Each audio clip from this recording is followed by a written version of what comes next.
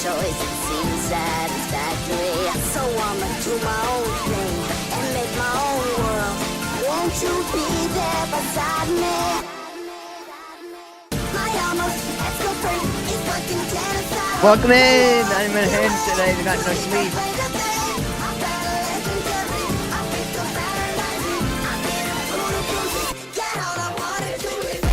Bang, bang, bang, bang.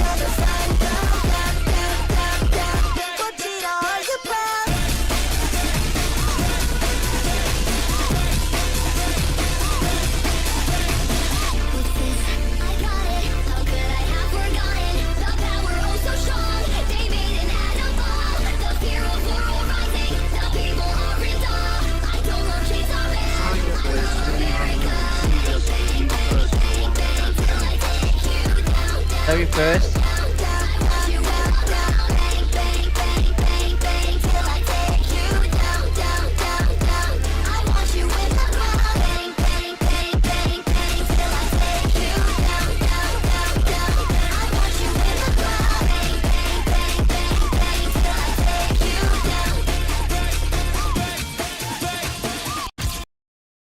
Welcome in everyone, welcome in Monty, welcome in Tiger. I got no sleep last night, so I'm fucking unhinged, and I'm off my meds, so I'm also fucking unhinged. Today's video is gonna be great. You don't need to see this. Yesterday, it's gonna be a bit of a longer reaction video, about two hours long. Oh, just over two hours long. Nothing new. Nothing new. No, I'm more unhinged than usual, and somehow I still have a lot of energy. Somehow. Like, I'm both exhausted and also hyped up, probably because I've had, like, a lot of fucking sugar. Anyways, yes, it's gonna be great. Let's do this. Who pinged me?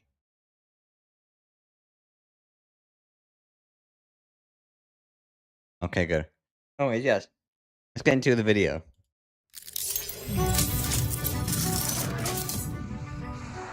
Aviation is one of the safest forms of travel, and on top of that, it's constantly getting safer all of the time. But yeah, they're how gonna say did aviation become as 77? safe as it is, and how can we be so confident that it continues becoming even safer? Well, helping people understand this process is a huge part of why the Mentour Pilot channel exists in the first place.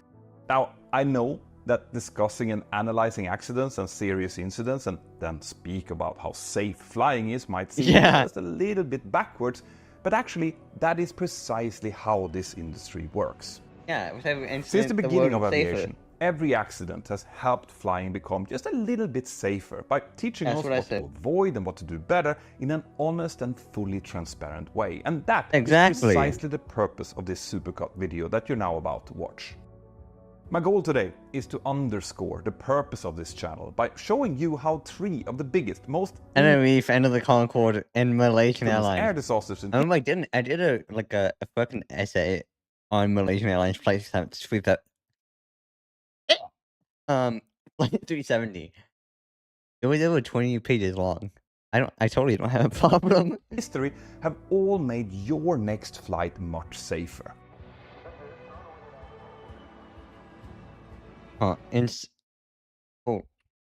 Safer.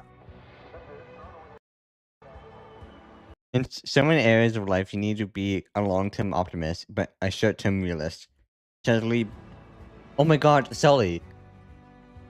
I'm gonna start with the oldest accident, the Tenerife airport the one disaster. That's to this day, this tragedy remains the deadliest of any aircraft crash in history, and it wouldn't have been possible without a long list of truly bizarre coincidences. If even one of those happened just slightly differently, it would have stopped this disaster from happening, but the fact that it still happened means that this just isn't good enough. Every one of the coincidences that you're about to see were later thoroughly analyzed, and through that process, airlines and air traffic control authorities have since introduced new procedures that define our industry today. Tenerife airport disaster. The chain of events starts on the 26th of March 1977 when Pan Am Flight 1736, which is a Boeing 747-100 with call sign Clipper 1736, takes off from Los Angeles International Airport with original destination New York to pick up some passengers and then fly down to Las Palmas in the Canary Islands. This flight is chartered by Royal Cruise Lines, and because it's a charter flight, it's completely fully booked on its last leg, and it's mostly elderly passengers who are due to get onto a cruise ship when they reach Las Palmas. Well, I remember the last time I was on a cruise ship. That was fucking. That shit was fire. Not gonna lie. Las Palmas is the capital of the Canary Islands and is situated on Gran Canaria, which is one of the 8 main islands of the island group. The Canary Islands is situated about 100 kilometers west of the Moroccan coastline, making it the most southern part of the Spanish territory. And because of its tropical and subtropical climate, it's a real hotspot for tourists from mainly Europe, but all over the world. Now, the Canary Islands back in 1977 had a little bit of political friction going on. Yeah. A group called the MPA-IAC was fighting for independence of the Canary Islands from Spain, or at least to get a little bit of recognition and attention by the central I'm government. not gonna try and read that. I suck at Spanish. Both non-violent and violent political campaigns. And one of those campaigns is going to form the first piece of the puzzle leading up to this disaster. As I mentioned. In command of Pan Am Flight 1736 was 56-year-old Captain Victor Grubbs. Assisting him 564 hours on the Boeing 747. That's not a lot. The total flying time is at 21K. was So 38-year-old First Officer Robert Bragg and 46-year-old okay, he has a lot more experience than 747, flight engineer George but not as much total time. Same with the flight engineer. Warnes. They were a very, very experienced flight crew, and they took over the flight in New York for the final leg down towards Las Palmas. When the aircraft arrived in New York, it was actually about 45 minutes delayed, which meant that the outbound flight down towards Las Palmas also became slightly delayed. Yeah. At time 0742, Clipper 1736 took off from JFK International Airport in New York and started flying down over the Atlantic Ocean towards Las Palmas. On board, there was a total of 16 crew members and 380 passengers. While the Pan Am aircraft was making its way down over the Atlantic, another Boeing 747, a KLM flight 4805, was getting ready to depart from Amsterdam down towards Las Palmas Airport. This was also a charter flight, chartered by Holland International Travel Group, and they were due to take their passengers from Amsterdam, bring them down to Las Palmas, and then make a turnaround down there, refill the aircraft, get new passengers on, and then fly back to Amsterdam as KLM flight 4806, making it a fairly long day for the involved crew. In charge of these two flights was Captain Jacob Veldhuisen van Santen. He was 50 years old at the time, and he was working as the chief flight instructor on the Boeing 747 fleet for KLM. This meant that he spent quite a lot of his operating hours in the simulator instructing other pilots, and maybe not as much time in the actual aircraft. One of the pilots that had been trained on the type by Captain Jacob van Santen, and indeed had been checked out by him just a few months earlier, was First Officer Klaus Mears, who was going to be flying together with van Santen on this afternoon. Together with them was also flight engineer Wilhelm Schröder, and Wilhelm Schröder was very experienced, and he was also known to not be afraid to speak his mind, something that we'll see soon enough. At 9 o'clock sharp on the 27th of March 1977, KLM flight 4805 took off from Schiphol, Amsterdam International Airport, with 14 crew members and 234 passengers on board, and started its travel down towards Las Palmas. As these two aircraft was now making their way down towards their destination, two young men walked into the terminal building in Las Palmas Airport. They walked up to the flower shop that was close to the check-in desks, and they stood there for a while before they turned around and hurriedly went outside of the terminal building. Behind, they left a bag, and what no one noticed at the time was that the bag was ticking.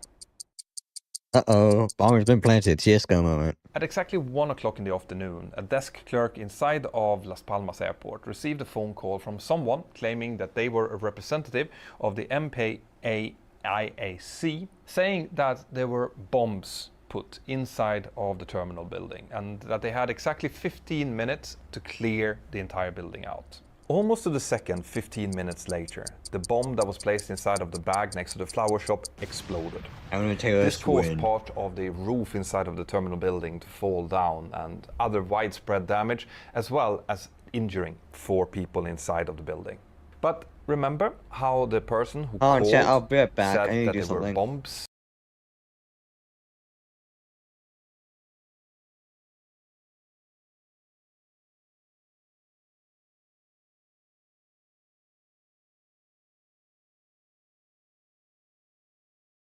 I'm fine, good.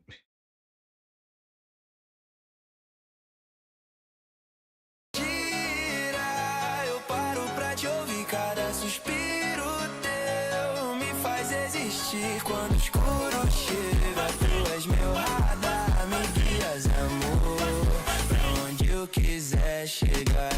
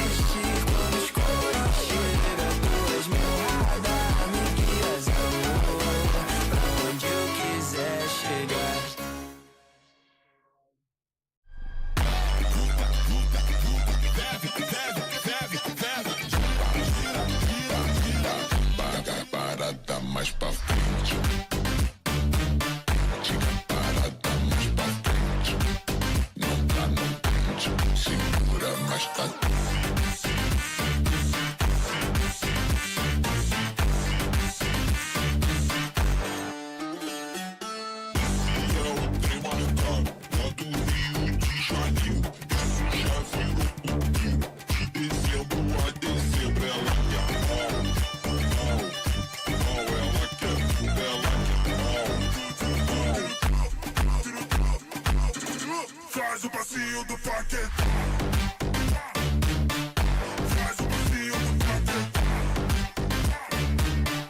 Faz o passinho do paquete. Faz o passinho do paquete.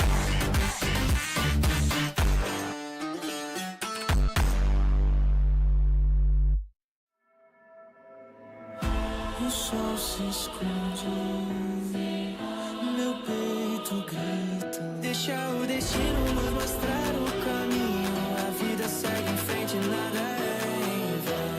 No limite da vida, solta a razão. Aqui é só vibe, sente a conexão. Muda a perspectiva, cura a solidão. Abraça o momento, abre o coração. Senta na virada, senta na virada, senta na virada, senta na virada.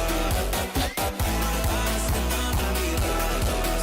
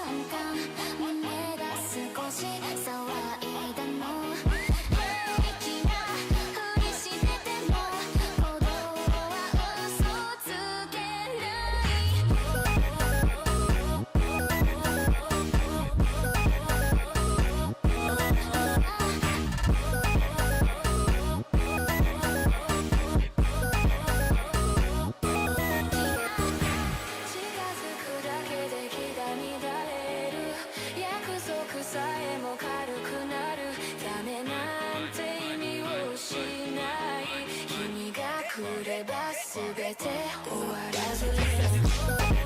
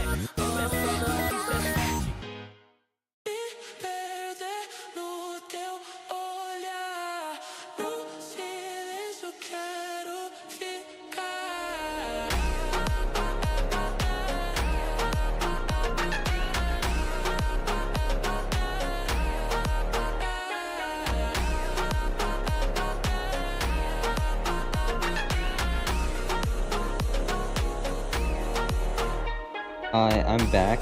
Just had to take care of things. You're so back. Hello, Jordan. Welcome in.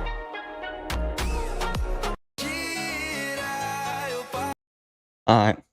We're back. Sorry, I just had to take care of some things.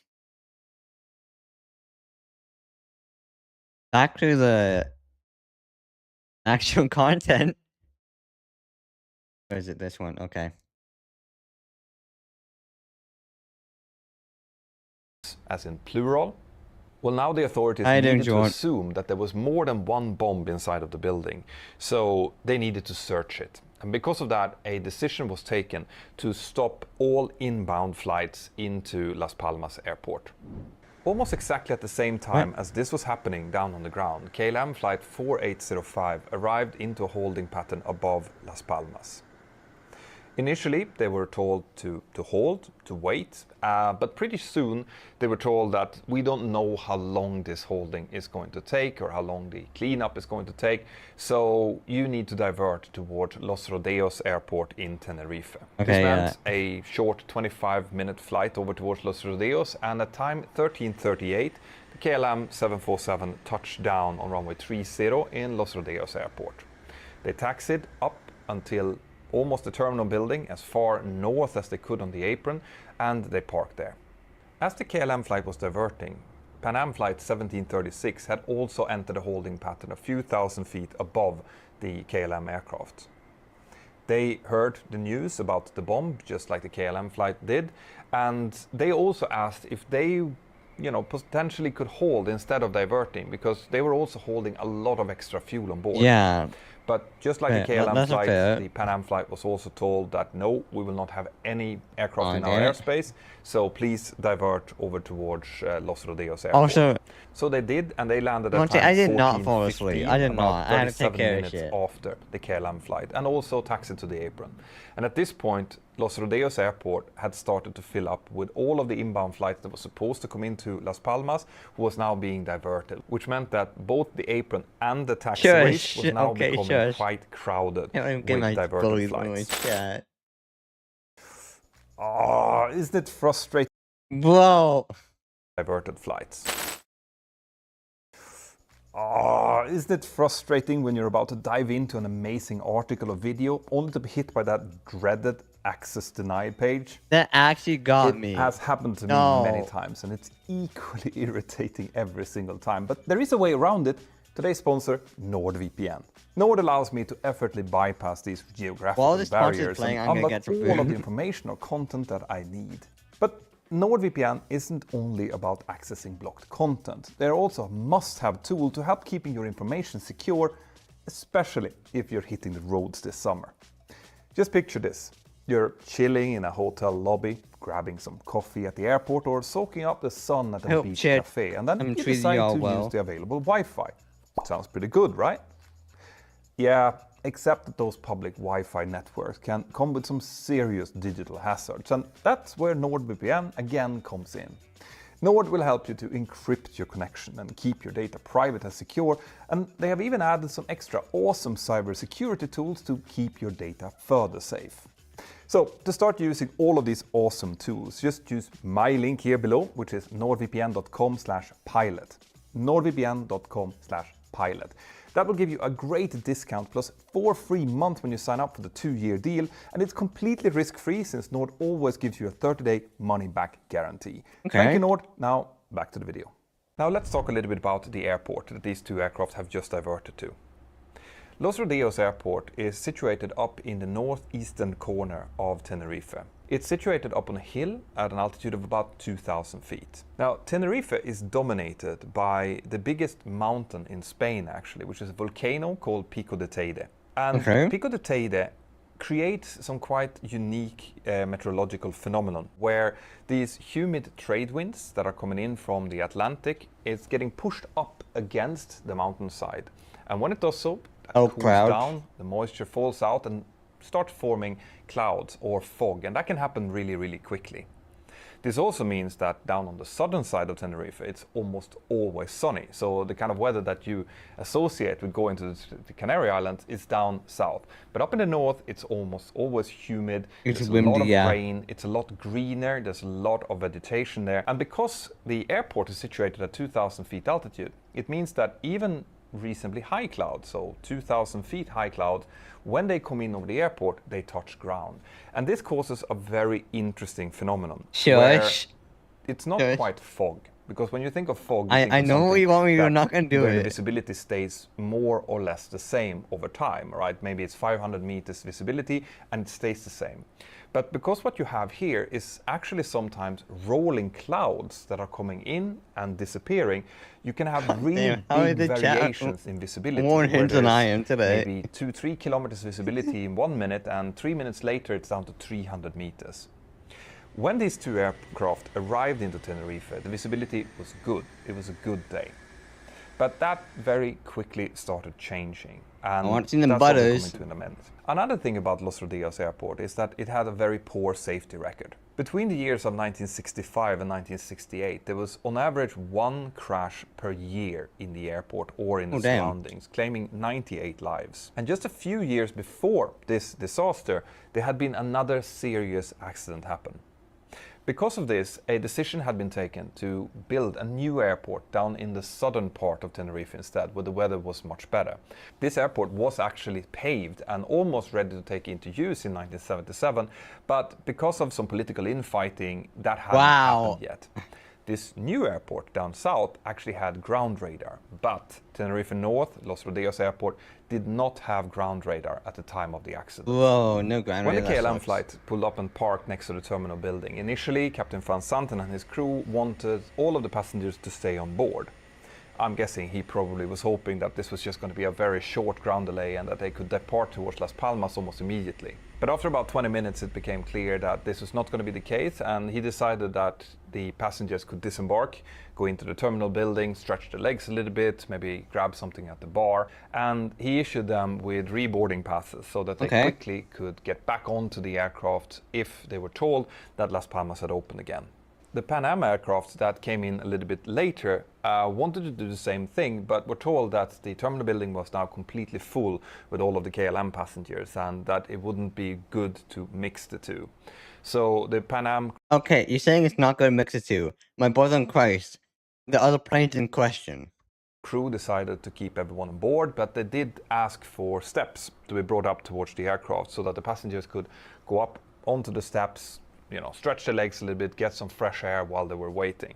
The KLM passengers stayed inside of the terminal building for about 2 hours before they were reboarded. In the Pan Am cockpit, the crew tried to make the best out of the situation. Captain Grubbs made a PA telling all of the passengers that those who wanted could come in and visit the flight deck, and he was guiding them around, showing, you know, this marvelous aircraft. This is the Boeing 747. Well, I would love to be in the cockpit of 747. That would be so peak. 7 to them, and the spirit was quite good, even though they had been working for a long time at this point. In the KLM cockpit, though, the mood was very different, because Captain Van Santen and his first officer and flight engineer had started talking about the recent changes in Dutch flight time limitation legislation. Up until recently, before 1977, there had been quite lax rules regarding how long a pilot could work. But recently, those rules had changed dramatically, and there was now very clear limits to how long you were allowed to operate. And if you, as a captain, went outside of these limitations, you would face a judge and potentially serve jail time. Oh, damn. And this is what they were discussing, because they could clearly see that if the ground delay would become much longer, well, then they would have to go very quickly over towards Las Palmas, have minimum delay there in order to be able to return to Amsterdam and land within these limitations. This made the flight crew quite anxious. Right? They did not want to get stuck on Las Palmas. Captain Van Santen had his wife at home and his 2 children, and he said specifically that he was afraid that his wife was going to hear the news about the bomb in Las Palmas and become very, very worried if she knew that he was down there and he was overnighting there.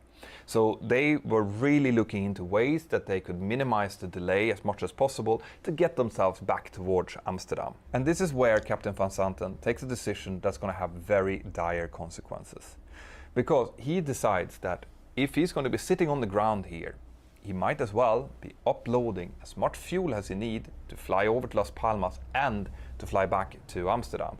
That way, he's going to minimize the time on the ground in Las Palmas. I can see where he's going with that. This is a very sound decision. This is something I completely understand myself, because if you're stuck there, why not utilize the time to upload the fuel? But once you start the fueling of a 747, it's a fairly big operation. It's not something that you want to stop. So he was kind of gambling on that this delay was going to take another hour or so for them to be able to complete their fueling process. And crucially, this fueling process was also going to make his jet about 15% more heavy. That would mean that he would need a higher speed in order to take off later on, and also a longer takeoff distance. Only minutes after Captain Van Santen has initiated refueling of his jet, he gets notice that Las Palmas has now opened. Oh my God. That he could go and fly over.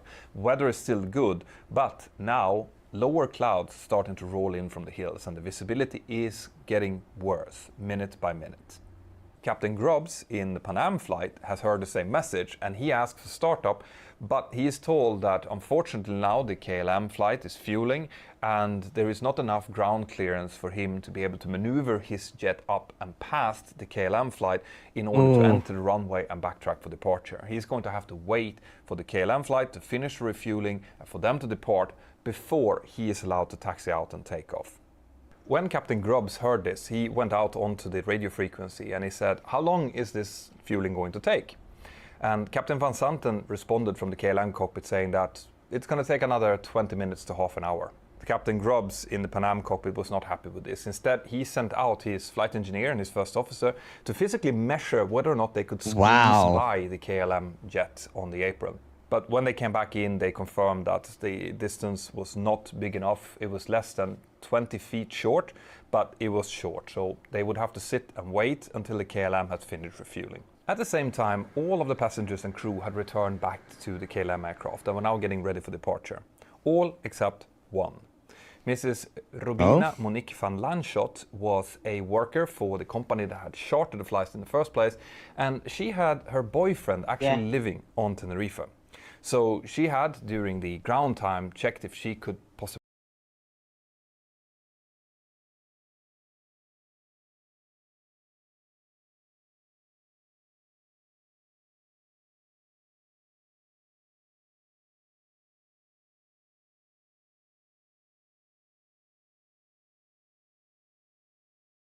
Hi, David. Welcome in. stay there together with him instead of taking the flight back towards Las Palmas, and that was granted. So at the time all of the other passengers were boarding the flight, she was already in the car getting away from the airport together with her boyfriend, and that is going to turn her into a very rare statistic. At time 16:45, the KLM aircraft had finished refueling and the last pieces of paperwork were delivered to the cockpit.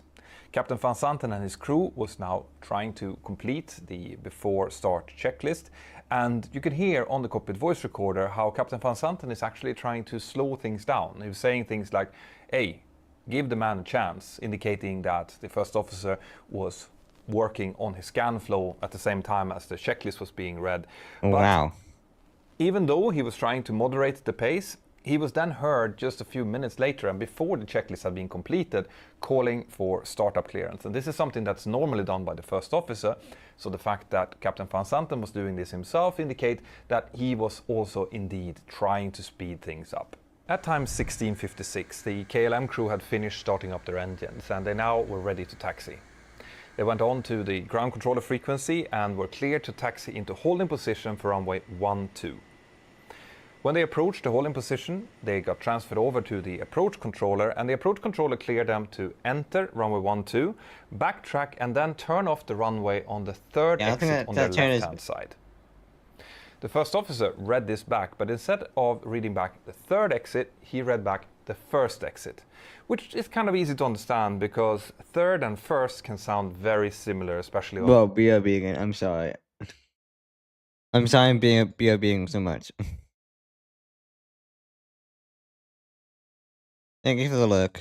Paro pra te ouvir, cada suspiro teu me faz existir. Quando o escuro chega, tu és meu radar, me guias, amor, pra onde eu I'm sorry, like my parents want me to do some stuff. I'm sorry. It's not, I can't help it. quiser chegar.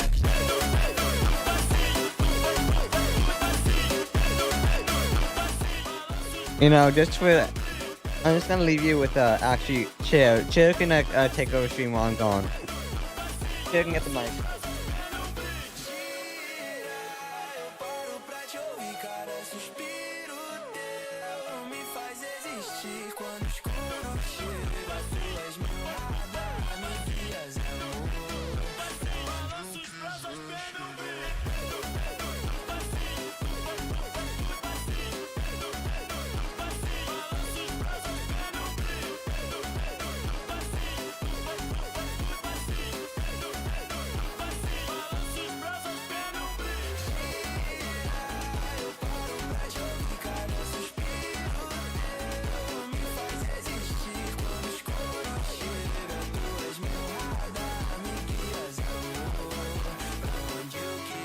chegar.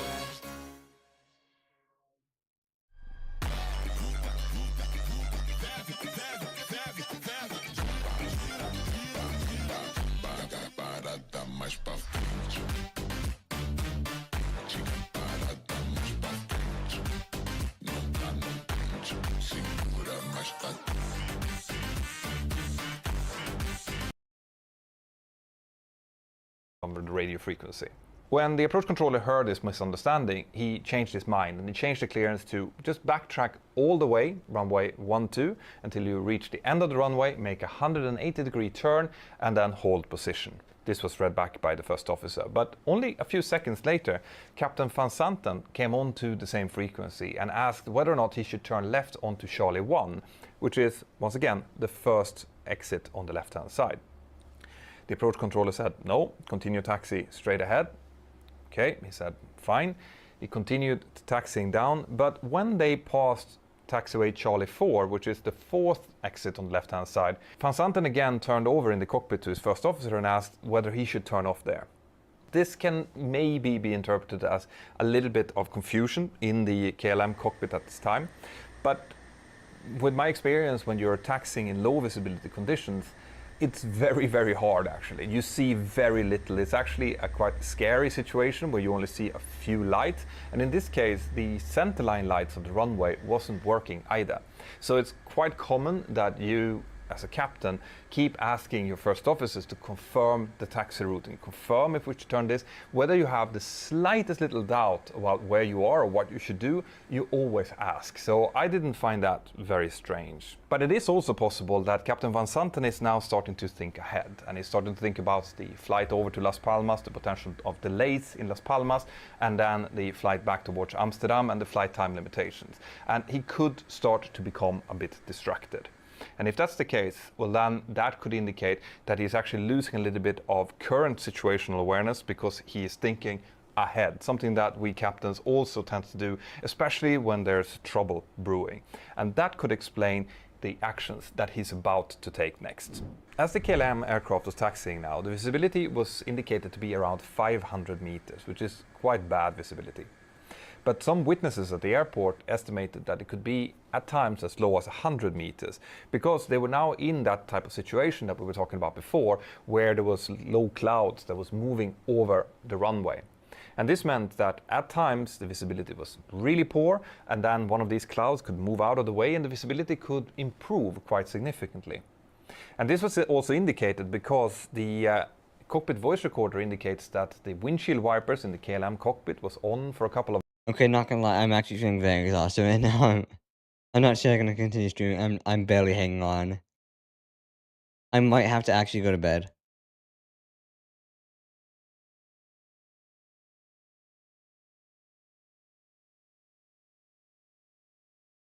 I think I should, or should I just try and keep streaming?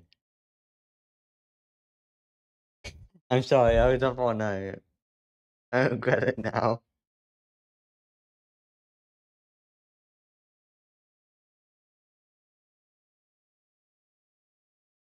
I gotta go.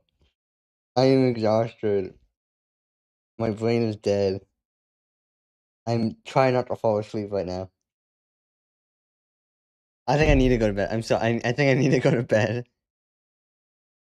I'll try and finish this next week. I promise I'll try and finish this next week. I promise. Good night, y'all.